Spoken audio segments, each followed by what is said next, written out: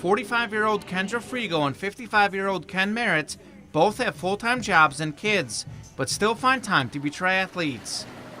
Every morning when I set my alarm for 3:30, which I do 5 days a week, and then on the weekends, if I'm lucky, I'll sleep until 5:30.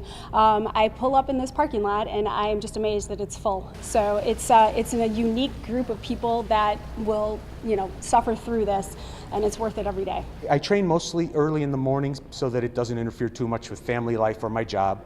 Generally, I get up at 4:30 and I'm working out by 5. Merritt suffered a serious back injury about 15 years ago and began swimming and biking as part of his rehab. Eventually, he also picked up running and fell in love with the triathlon. I had a lifetime of contact sports and had messed up my back, had to have back surgery. And the surgeon said that I would probably walk just fine, but that I'd never run again. I met Mary Tobiasen, the general manager here at the lab. She became my triathlon coach. And that's when she started telling me, yes, you can.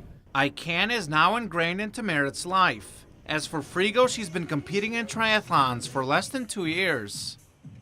And after I finished my 10th marathon and finally broke the 4-hour threshold, I decided I had to try a new challenge. And a lot of people recommended triathlons as a way to avoid injury.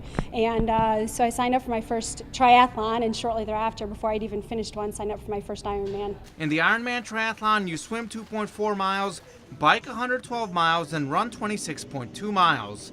Both Merritt and Frigo have competed in multiple Ironmans, and to say they put a lot into preparation is an understatement. The hardest part really is the training. The race day is a fun day. It's the world's longest victory lap. There's thousands of people all over the course cheering for you, and it's exciting and fun. The hard part is 34 weeks of working really hard with nobody watching and nobody cheering, and getting through those 600 hours is tough. It takes a lot of mental fortitude to do it. I work out 6 to 7 days a week. My coach actually stopped putting rest days in my calendar, and I take it when I need it. When I was full on training for the Ironman, it was probably an hour to 2 hours during the week. And then on the weekends, you were looking at a 4-hour run and an 8-hour bike when it got really intense. So it feels like you never stop. In fact, the entire Frigo family now competes in the sport. Kylie Frigo was inspired by her mom. I know she started doing it, so I thought it would be fun if we both did it together.